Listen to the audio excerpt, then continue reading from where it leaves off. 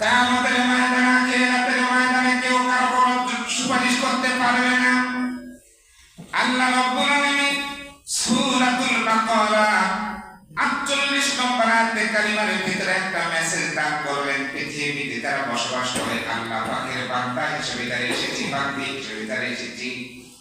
আল্লাহ পাক রব্বুল আলামিন আমাদের জন্য একটা মেসেজ দান করলেন, ওয়াত্তাকু ইয়াওমান লা তাজজি নাফসুন আন নাফসিন শাইআও ওয়া লা ইউকবাদু মিনহা শাফাআতু ওয়া লা ইউখাযু মিনহা আদলু ওয়া লা হুম ইউনসারুন।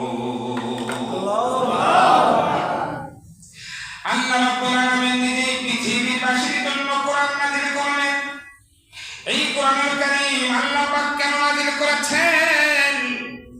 এই জগৎবাসীকে আল্লাহ রাব্বুল আলামিনের সঙ্গে সম্পর্ক তৈরি করার জন্য, আল্লাহ পাক রব্বুল আলামিনের দাসত্ব করার জন্য, তার গোলামি করার মাধ্যমে আল্লাহ পাকের নিয়ামতপূর্ণ জান্নাতের পথ উঠাবার জন্য আল্লাহ পাক রব্বুল আলামিন ৩০ পারা তথা ১১৪টি সূরা দিয়া এই কোরআনুল কারীম সাজানোর পরে তার বান্দা বান্দির জন্য নাযিল করে দিয়েছেন। জোরে বলুন সুবহানাল্লাহ।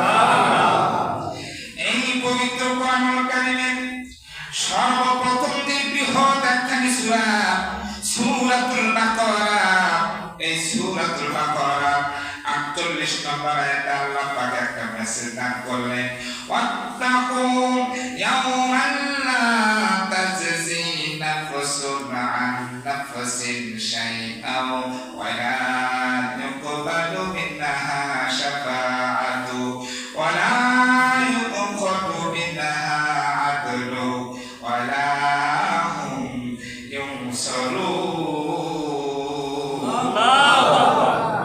আল্লাহ রাব্বুল আলামিন নিজে ঘোষণা দিচ্ছেন, ওয়াত্তাকু ইয়াওমান লা তাজজি নাফসুন আন নাফসিন শাইআ। এই পৃথিবীর মানুষ, তোমরা সেই দিবসকে ভয় করো যেই দিবসে কেউ কারো বোঝা বহন করার সুযোগ পাইবে না। সেই দিন কেউ কারো কোনো প্রকার উপকার করতে পারবে না। সেই দিন কেউ কারো জন্য কোনো প্রকার উপকারে আসবে না। আল্লাহ পাক রব্বুল আলামিন বলছেন, তোমরা সেই দিবসকে ভয় করো, তোমরা সেই দিবসকে ভয় করো। প্রশ্ন করতে চাই মুসলমান, সেই দিবসকে ভয় করার কথা বলে আল্লাহ পাক রব্বুল আলামিন কোন দিবসকে বুঝিয়েছেন বলে? কিয়ামতের দিনকে বুঝিয়েছেন। আল্লাহ পাক রব্বুল আলামিন কিয়ামতের দিবসের কথা স্মরণ করে দিয়ে বললেন, এ পৃথিবীর মানুষ, এ জগৎবাসী, সেই দিবসকে তোমরা ভয় করো, কারণ সেই দিবসে কেউ কারো কোনো বোঝা বহন করিবে না। আপনি অকাম করবেন, কাম করবেন, আর আপনার ছেলে মেয়ে সে শাস্তি বহন করবে। আল্লাহ পাক রব্বুল আলামিন বলেন, হবে না, হবে না। অকাম কুকাম করছে যে গিরা চটকানি বাড়ি খাবে, সে কথা বলেন ঠিক না? ওয়াত্তাকু ইয়াওমান লা তাজজি নাফসুন আন নাফসিন শাইআ। সেই দিন কেউ কারো বিন্দু পরিমাণ উপকার করতে পারবে এবং কেউ কারো জন্য বিন্দু পরিমাণ কোনো কাজে আসবে না। আপনি যত বড় নেতা হয়ে থাকেন, আপনি যত বড় কেউ হয়ে থাকেন, নামি দামি কেউ হয়ে থাকেন, আর যত বড় পীর মাশায়েখ হন, যত বড় বুজুর্গানের দিন হন, আল্লাহ পাক রব্বুল আলামিন যদি পৃথিবীর কোন মানুষকে এতটুকু অনুমতি না দান করে যে তুমি নিজেই জান্নাত পাবা কিনা, আল্লাহ অনুমতি না দেওয়া পর্যন্ত বুজুর্গানের দিন সলফে সালেহীন প্রত্যেক মানুষ সেই দিন ইয়া নাফসি করতে থাকবে। কথা বলে ঠিক না? সেই দিন কেউ কারো কোনো উপকার করতে পারবে না। আল্লাহ পাক বলছেন সেই দিনটা খুবই ভয়ঙ্কর। এবার আসেন, আল্লাহ পাক সেই দিনকে ভয় করার কথাটা কেন বললেন? এত কথা আছে, কোন বিষয়কে এত হার্ডলাইন ওয়াত্তাকু ধমকের সঙ্গে বলছেন, ওয়াত্তাকু ভয় করো, ইয়াওমা সেই দিবসে লা তাসি নাফসুন আন নাফসিন শাইআ। ছেলে যদি আকাম কুকাম করে গিরে সরকারি ছেলে খাবে, বাবা যদি আকাম কুকাম করে গিরে সরকারি বাড়ি বাবা খাবে। যিনি যতটুকু আমল করবেন তার প্রতিফল তাকেই পেতে হবে। এই প্রতিফল আপনার ছেলে নেবে না, এই প্রতিফল আপনার স্ত্রী নেবে না, এই প্রতিফল আপনার বাবা মা নেবে না। আপনি যা করবেন তার প্রতিফল কিয়ামতের ময়দানে আপনি তাই পেয়ে যাবেন। সেই দিবসকে ভয় করার কারণ কি? সেই দিবসকে ভয় করার কারণ হলো পৃথিবীতে আসার পরে আপনার আমি যত আকাম কুকাম করছি সব আকাম আর কুকামের হিসাব কিন্তু সেদিন দেওয়ার লাগবে। কথা বলেন ঠিক না ঠিক?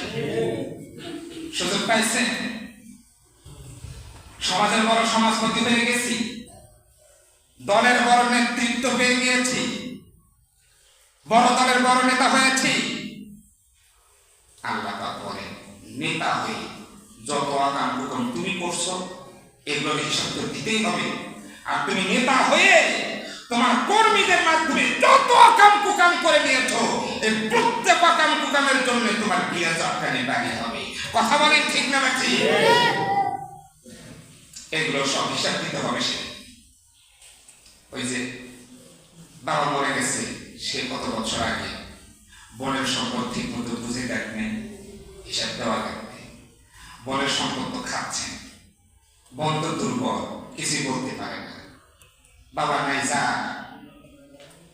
মেয়ে মানুষের বাবা মরে যাওয়ার পরে সবচেয়ে বড় অসহায় হয়ে পড়ে। কথা বলেন ঠিক না ঠিক? এই জন্য বাবা মারা যাওয়ার পরে ভাইদের উচিত বোনদের পাশে একটু বেশি যাওয়া আসা করে, তাকে তারা খুশি হবে। আর আমরা কি করি? বাবা যতদিন বেঁচে থাকছে ততদিন বাবার ভাই বোনের বাড়ি গেছে, বাবা নাই বোনের কোনো খোঁজ খবর নাই। কথা বল না কেন? আমাদের সমাজে চিত্র আছে না নাই? বোনের বাড়িতে আরো বন্ধ করে দিয়েছে। বোনের বাড়িতে গেলেই ভাগনার ভাগ্নিগুলো ধরবে, নানা সম্পদ গুলো দেও, আর বোনের খবর নেই, বোনের সম্পদ খাচ্ছে। আল্লাহ পাক নিজে বলছেন যে প্রত্যেক মানুষের উত্তরাধিকারী আমি তার পিতা মাতা এবং নিকটতম আত্মীয় স্বজনদের সম্পদের ভিতরে রেখে দিয়েছি। বাবা মারা যাওয়ার সঙ্গে সঙ্গে যতটুকু বোনেরা পাবে এই সম্পদ ততটুকু তাদেরকে বুঝিয়ে দেওয়া দরকার। এই বিধান কে দিয়েছেন? বলেন কে দিয়েছেন? আল্লাহ পাকের আইন। কার আইন? আল্লাহর আইন। আল্লাহ আইন করে দিচ্ছেন, সে আইন আপনি মানলেন না। বোনের সম্পদ আপনি বোনকে ঠিক মতো বুঝিয়ে দিচ্ছেন না। বোন বড় অসহায় দুর্বল, কিছু বলতে পারছে না, জোর করে যে বোনের সম্পদ খাচ্ছেন ওই অপর অসহায়। আল্লাহ পাক বলছেন তুই অত অসহায় নয়, তোর মধ্যে আরো ভয়ঙ্কর শক্তি কারণে শুধু সময় অপেক্ষায় থাক, দুই চোখ বন্ধ হয়ে যাবে তোর ভাই, সঙ্গে সঙ্গে তোর শক্তির উৎপাদন শুরু হবে। কথা বলেন ঠিক না ব্যাটি? যদি বোন তার সামনে দাঁড়িয়ে বলবে আল্লাহ আমার বাবার সম্পদ থেকে আমাকে বাহাদুরি করেছে আমার এই ভাই, তার জবাব চাই, আল্লাহ পাক সেই দিন ১.৫ হাতে লাঠিতে গিয়ে চটকানি বাড়ি শুরু করবে। কথা বলেন ঠিক না ব্যাটি? এই হিসাব নিকাশের দিনটা কিন্তু আখিরাতের দিন, এই হিসাব নিকাশের দিনটা কিন্তু কিয়ামতের দিন। এই জন্য আল্লাহ পাক ওই কিয়ামতের দিনকে ভয় করার কথা বলেছে। আরো বড় বড় কাম করছি আমরা, কি করছি? মিথ্যা সাক্ষ্য দিয়েছি। কে দিয়েছি? মিথ্যা সাক্ষ্য। অপরাধ করছে, সাক্ষী দিছি না, উনি অপরাধী নয়। যারা অপরাধী আমরা তাদের ব্যাপারে সাক্ষ্য দান করি না, তারা অপরাধী নয়। আর যারা অপরাধী নয় আমরা সাক্ষ্য দিই যে হ্যাঁ এনারা অপরাধী। এই যে সাক্ষ্য দিয়েছেন, যতবার এই সাক্ষী দিয়েছেন প্রত্যেকবার সাক্ষী দেওয়ার অপরাধের কারণে শুধু গিরা চটকানি বাড়ি হবে আখিরাতের ময়দানে। আপনি হয়তো বলতে পারেন, হুজুর কই আমি কোন মামলা মোকদ্দমা সাক্ষী দিয়ে গেলাম, বলতেই তো পারেন। কথা বলেন ঠিক না ঠিক? মিথ্যা সাক্ষী কিভাবে দিয়েছেন? কিভাবে দিয়েছেন? আল্লাহ পাক আমাদের মালিক।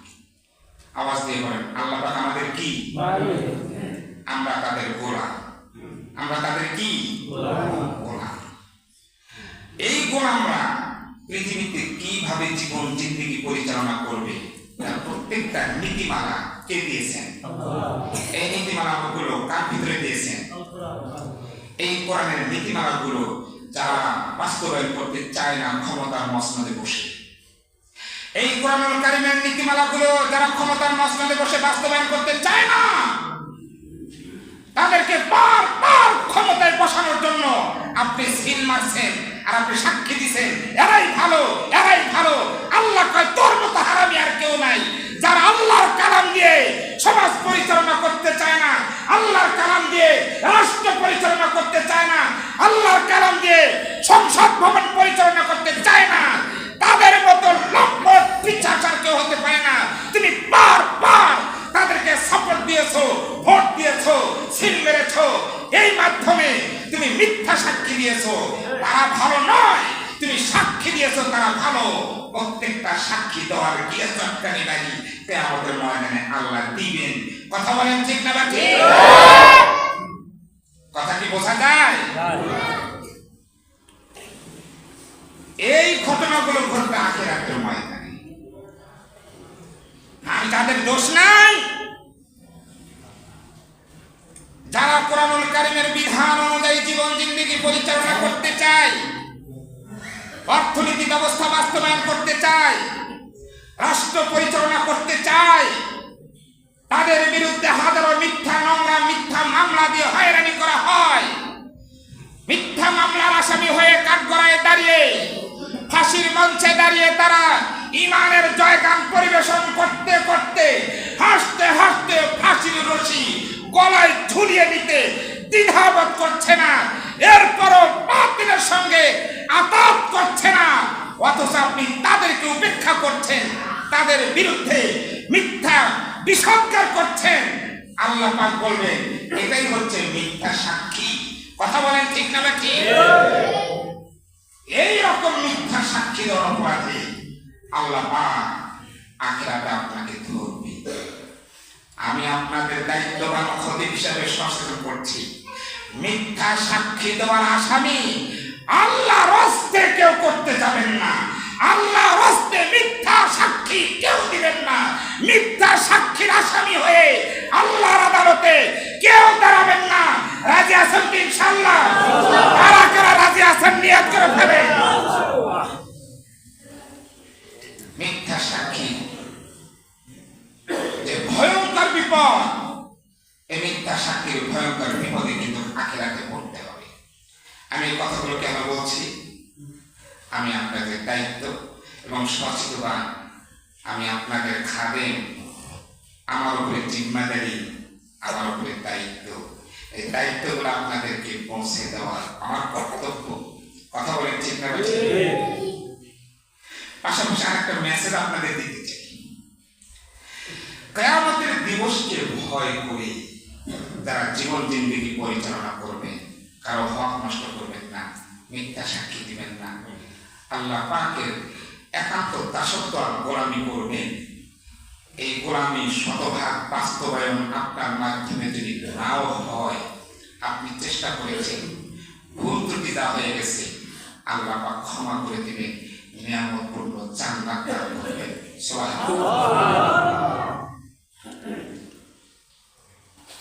সম্মানিত ভাইয়েরা, আমি এই আয়াতটা কেন তেলাওয়াত করেছি শুনেন। যে কিয়ামতের ময়দানে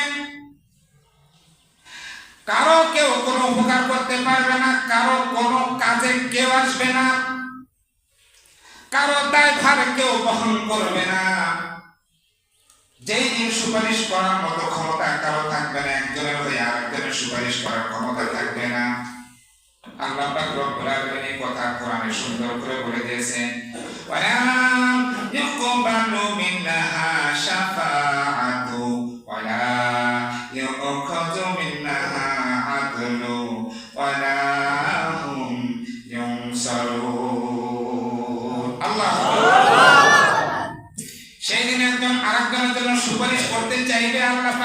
তোর সুপারিশ গ্রহণ করা লাগবে না, ও ভালো না পিছা সেটা আমি জানি, তুই সুপারিশ করার কে, তোর দালালি করা লাগবে না।